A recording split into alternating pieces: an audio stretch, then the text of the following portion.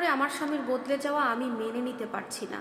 আমি জানি না আমার জীবনের শেষ পরিণতি ঠিক কি হবে, কোথায় গিয়ে দাঁড়াবে আমার জীবন। আমরা 3 বোন 1 ভাই। আমার বিয়েটা হয় পারিবারিকভাবেই। 16 বছর বয়সে আমার বিয়ে হয়। আমাদের বিয়ের বয়স প্রায় 3 বছর হতে যাচ্ছে।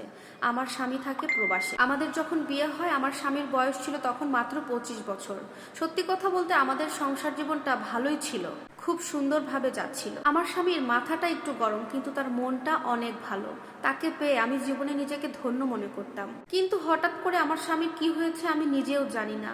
এখন সে আমাকে দেখতেও পারে না, আবার ছাড়তেও পারে না। এখন আমার স্বামী আমাকে খুব সন্দেহ করে। সে ভাবে আমি নাকি পরকীয়া করি। কিন্তু আমি জানি আমি বিয়ের আগে কোনোদিন একটা ছেলের সাথে কথা পর্যন্ত বলিনি, একটা ছেলের দিকে তাকাইনি পর্যন্ত। সেই আমি কিনা বিয়ের পরে অন্য ছেলের সাথে পরকীয়া করব? কখনোই না। এটা আমি কোনোদিন করি না এবং করবও না। আমার বিবাহিত জীবনে 11 মাসের একটা ছেলে সন্তান আছে। আমার এই বাচ্চা সন্তানকে রেখে আমি কি পরকীয়া করব? না। একমাত্র আল্লাহ আর আমি জানি এই বাচ্চা সন্তানের জন্য আমি কত কষ্ট করেছি, কত ছটফট করেছি। আমি জানতাম বাচ্চা হলে স্বামী স্ত্রীর মধ্যে সম্পর্ক আরো গভীর হয়, ভালোবাসা বেড়ে যায়। এই কারণে খুব ছটফট করতাম আমাদের মধ্যে একটা তাড়াতাড়ি বাচ্চা আসার জন্য।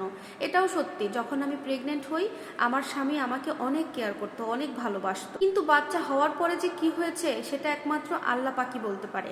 আমি কিছুই বুঝতে পারি না। আমার স্বামী এখন আমাকে একটুও দেখতে পারে না। আমার বাড়ির সবাইকে নিয়ে গালাগালি করে, আমার বাবা মা ভাই বোন সবাইকে নিয়ে বকাবকি করে, অনেক বাজে বাজে কথা শোনায় আমাকে। আমার সাথে আমার স্বামীর কোনো কথা নিয়ে কাটাকাটি হলে বা একটু মনোমালিন্য হলে আমার স্বামী আমাকে অনেক বকাবকি করে এবং আমার বাড়ির বাবা মা ভাই বোন আত্মীয় স্বজন সবাইকে ফোন দিয়ে উল্টা পাল্টা নানান ধরনের কথা বলে। কিন্তু কেন এগুলো করে সেটা আমি জানি না। আমার বড় ভাই আমাকে ফোন দিয়ে বলে, তুই এমন ছেলের সাথে কেন সংসারে পড়ে আছিস?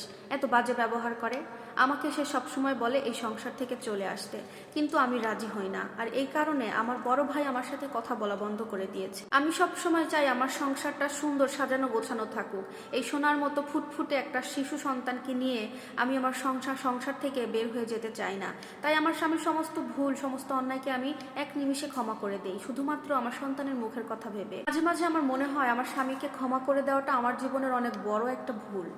কিন্তু কি করব, আমি এই সংসার থেকে কোথাও যেতে চাই না। আমি জানি না আমার স্বামী কবে ভালো হবে, কবে আমার দিকে একটু নরম করে কথা বলবে, আমার দিকে একটু মুখ তুলে তাকাবে। কিন্তু আমার কথা শুধু একটাই, আমি চাই আমি আমার স্বামীর বুকে মাথা রেখে ঘুমাতে। আমি চাই না এই সংসার ছেড়ে আমার স্বামীকে ছেড়ে চলে যেতে।